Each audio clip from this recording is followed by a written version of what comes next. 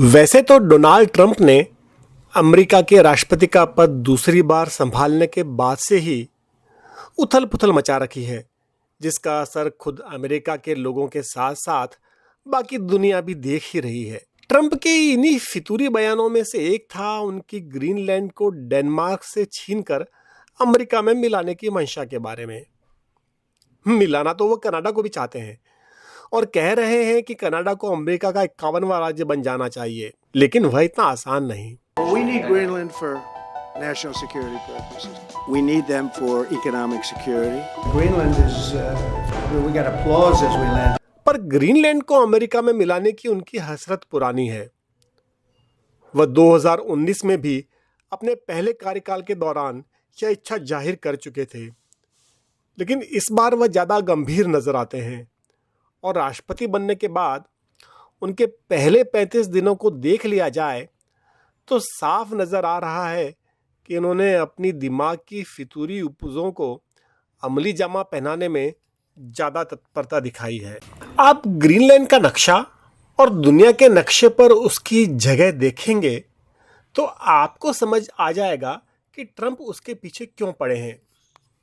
Greenland दुनिया का सबसे बड़ा द्वीप है और भौगोलिक लिहाज से वह उत्तर अमेरिका में आता है। आर्कटिक व अटलांटिक महासागर के बीच में स्थित यह द्वीप मोटे तौर पर बर्फ से ढका रहता है और इसकी आबादी है महज 57,000 लोगों की। खनिज संसाधनों से भरपूर और सामरिक लिहाज से बेहद ही महत्वपूर्ण इलाके में स्थित ग्रीनलैंड करीब 600 सालों से डेनमार्क के अधीन है।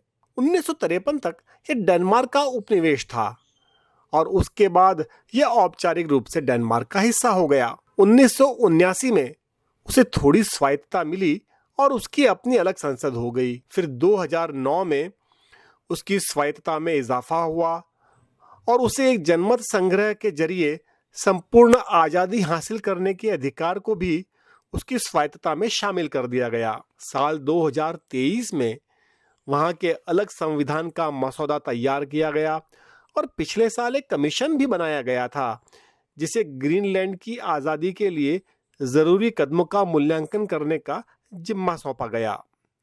अब वहाँ 11 मार्च को संसद की 31 सीटों के लिए चुनाव है। जाहिर है कि आज़ादी वहाँ चुनावों का सबसे बड़ा मुद्दा है। 2009 के समझौते के अनुरूप यदि ग्रीनलैंड की संसद आज़ादी हासिल करने का फैसला करती है तो उसे डेनमार्क की सरकार से इस बारे में बात करनी होगी और दोनों के सहमत होने पर डेनमार्क की संसद की मंजूरी और ग्रीनलैंड में जनमत संग्रह में रजामंदी के बाद ही ग्रीनलैंड आज़ादी हासिल कर सकेगा।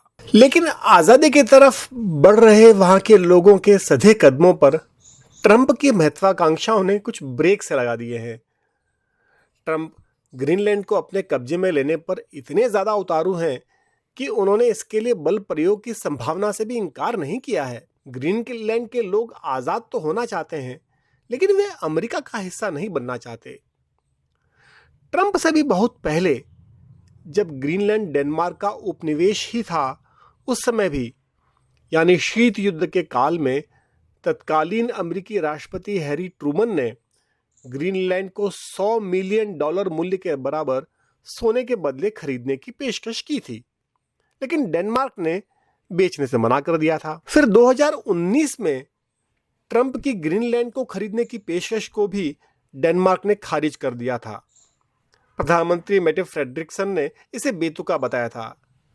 इस बार ट्रंप के फिर से यह मसला उठाने के बाद फ्रेडरिक्सन ने कहा कि हर व्यक्ति को यह समझना चाहिए कि ग्रीनलैंड निवासी भी इंसान हैं और यह उनका देश है, लिहाजा केवल वे ही अपने भविष्य के बारे में कोई फैसला कर सकते हैं। चूंकि ग्रीनलैंड सामरिक रूप से महत्वपूर्ण Greenland, Iceland, United Kingdom GIUK gap में स्थित है, इसलिए शीत युद्ध के दौरान इसकी बड़ी अहमियत थी। उस समय सोवियत परमाणु पनडुब्बियां अटलांटिक महासागर में अमेरिका व उसके नाटो सहयोगी देशों के नजदीक चक्कर काटती रहती थी।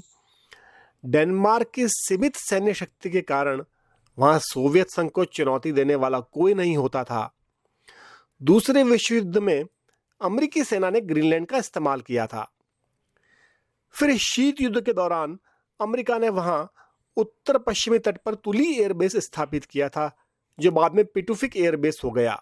ट्रंप को आर्कटिक महासागर में ग्रीनलैंड से परे रूसी व चीनी जहाजों की गतिविधियों की चिंता है।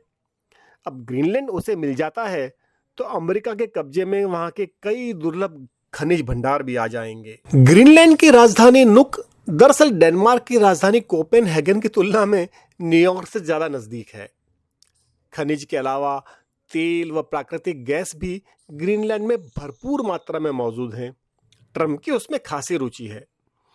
इसके अलावा अमेरिकी सेना और उसके ballistic missile early warning system के लिए भी ग्रीनलैंड की खासी अहमियत है, क्योंकि यूरोप से उत्तरी अमेरिका के लिए सबसे छोटा रास्ता ग्रीनलैंड से ही होकर निकलता है। लेकिन वहां विकास की गति धीमी रही है। बताया जाता है कि हर साल डेनमार्क $1 अरब से भी कम ही ग्रीनलैंड पर खर्च करता है। इससे ग्रीनलैंड के बजट का तकरीबन आधा ही पूरा होता है।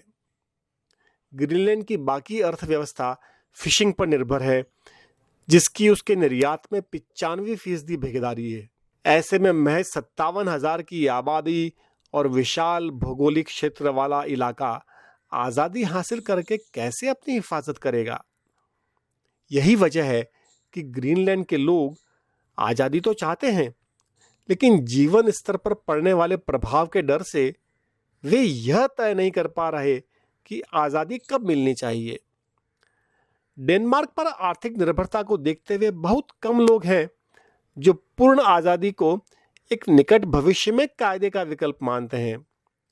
अभी तो डेनमार्क की बदौलत ग्रीनलैंड भी संपन्न यूरोपीय संघ का हिस्सा है। ट्रंप की ख्वाहिशों ने डेनमार्क के भीतर भी एक बहस छेड़ दी है, क्योंकि वहां कहा जाने लगा है कि डेनमार्क ने ग्रीनलैंड की हिफाजत पर ज़्यादा ध्यान नहीं दिया है। यही वजह है कि इन्हीं दिनों डेनमार्क ने ग्रीनलैंड में अपनी सैन्य मौजूदगी में इजाफा करने के लिए $2 अरब आवंटित करने का फैसला किया है। डेनमार्क के भी ज्यादातर लोग ग्रीनलैंड को डेनमार्क का महत्वपूर्ण हिस्सा मानते हैं, लेकिन वे यह भी मानते हैं कि ग्रीनलैंड को अपना भविष्य खुद तय करने का अधिकार मिलना चाहिए।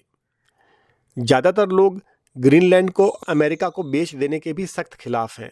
एक विकल्प आजाद होने के बाद अमेरिका के साथ कथित फ्री एसोसिएशन संधि का भी है, जैसा कि प्रशांत महासागर में स्थित द्वीप देशों मार्शल आइलैंड्स, माइक्रोनेशिया व पलाऊ ने कर रखा है। ग्रीनलैंड की तीसरी सबसे बड़ी पार्टी और आज़ादी की पुरजोर समर्थक नालेरक ने कहा है कि वह आज़ादी के बाद अमेरिका से रक्षा समझौते और डेनमार्क या किसी अन्य देश के साथ फ्री एसोसिएशन की पक्षधर है। इस तरह ग्रीनलैंड की अपनी पार्टियां मोटे तौर पर आज़ादी की पक्षधर होने के बावजूद इस समय अलग अलग अप्रोच पर चल रही हैं। ग्रीनलैंड की बहुत बड़ी ज़रूरत अपनी आर्थिक आत्मनिर्भरता कायम करने की है, जिसके लिए उसे फिशिंग के अलावा टूरिज्म और माइनिंग उद्योगों पर भी काम करना होगा। मज़ेदार बात यह है कि डेनमार्क भी नाटो का एक महत्वपूर्ण देश है। ऐसे में अमेरिका की कोई जोर जबरदस्ती नाटो संधि के भी खिलाफ होगी और संयुक्त राष्ट्र चार्टर के भी। लेकिन ट्रंप ने अब तक दुनिया को यह तो बता ही दिया है कि वे अपनी महत्वाकांक्षाओं के आगे दुनिया के किसी नियम, कायदे या संधि की रत्ती भर भी परवाह नहीं करते।